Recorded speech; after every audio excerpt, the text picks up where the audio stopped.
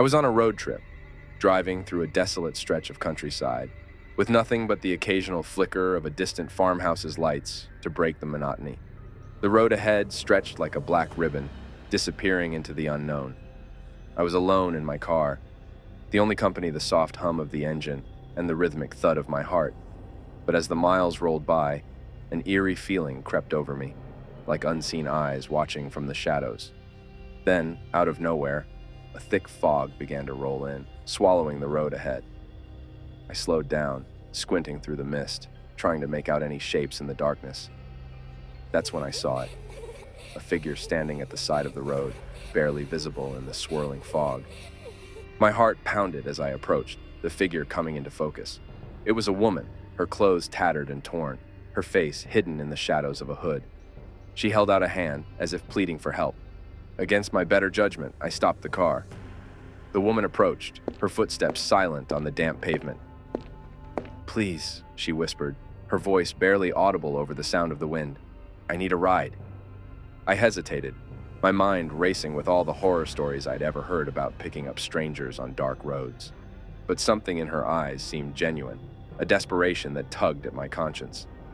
Against my better judgment, I unlocked the passenger door and she climbed in, her presence filling the car with an icy chill. I tried to make small talk, asking her where she was headed, but she remained silent, staring out into the darkness. As we drove on, the fog grew thicker, swirling around us like a sinister cloak. I could barely see the road ahead, my hands white-knuckled on the steering wheel. And then, just when I thought things couldn't get any worse, the car sputtered and died, the engine choking on the damp air. I cursed under my breath, trying to restart the engine to no avail. The woman beside me remained silent, her gaze fixed on something in the darkness. And then I heard it, a low, guttural growl echoing from the depths of the fog. Panic surged through me as I fumbled for my phone, the screen illuminating the car's interior with an eerie glow. And that's when I saw them. Glowing eyes, dozens of them, lurking in the shadows just beyond the reach of the headlights. I froze, my mind reeling with fear. What were they? Wolves? Demons? I didn't want to stick around to find out. With a surge of adrenaline, I slammed my foot on the gas pedal, the tires screeching as the car lurched forward. The creatures howled in the darkness, their voices mingling with the sound of the wind. I drove faster and faster, the road twisting and turning beneath the wheels. And then, just when I thought we were safe, I saw it. A figure standing in the middle of the road, blocking our path. It was the woman. Only now her hood had fallen back, revealing a face twisted with rage and hunger. She wasn't human, I realized with a chill. She was something else entirely, something ancient and malevolent. With a scream, I swerved to avoid her, the car skidding off the road and into the ditch. I felt the impact as the world spun around me, darkness closing in from all sides. And then, mercifully, everything went black. When I woke up, the sun was shining, birds chirping in the distance. I was lying in the wreckage of my car, bruised and battered, but alive. And as I stumbled out onto the road, I couldn't shake the feeling that I'd narrowly escaped something far more sinister than just a simple car accident. So, my friend, the next time you find yourself driving alone on a moonless night, beware the fog and the creatures that lurk within. You never know what horrors might be waiting just beyond the reach of your headlights. I was on my way home from a late-night concert, the adrenaline still coursing through my veins as I cruised down the deserted highway. The road stretched out before me, empty and ominous, the only sound the soft hum of my car's engine. But as I drove on, a sense of unease began to settle over me, like a weight pressing down on my chest. It felt as if I was being watched, every shadow hiding some unseen menace waiting to pounce. And then, just when I thought things couldn't get any creepier, I saw it. A figure, standing in the middle of the road, bathed in the sickly glow of my headlights. I slammed on the brakes, my heart pounding in my chest as I came to a screeching halt. The figure didn't move, just stood there in the middle of the road, staring at me with eyes that seemed to glow in the darkness. I hesitated, unsure of what to do. Should I get out and see if they needed help? Or should I just drive around them and get the hell out of there?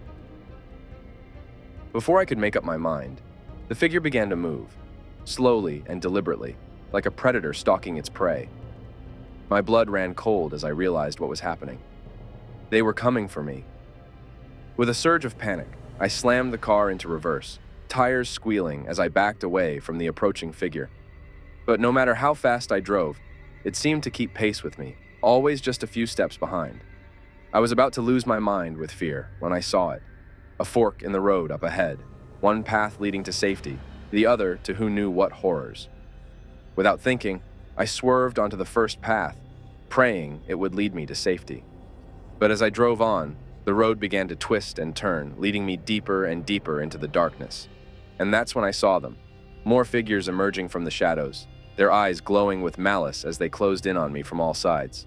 I was surrounded, trapped in a nightmare from which there seemed to be no escape. I could feel their icy breath on my neck, hear their low growls echoing in the night. And then, just when I thought all hope was lost, I saw it. A faint glimmer of light up ahead, beckoning me like a beacon of hope in the darkness. With a renewed sense of determination, I floored the gas pedal, my heart pounding in my chest as I raced towards the light. And then, with a final burst of speed, I broke free from the darkness, the world exploding into brilliant color as I emerged into the safety of the dawn. As I drove on, leaving the horrors of the night behind me, I couldn't help but wonder what would have happened if I hadn't found that light in the darkness. Would I have become just another victim of the creatures that lurked in the night, doomed to wander the lonely roads forever? I shuddered at the thought, grateful beyond words for my narrow escape.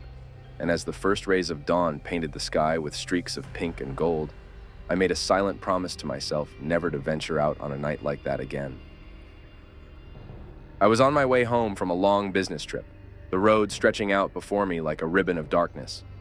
But as I drove on, a sense of unease settled over me, like I was being watched from the shadows.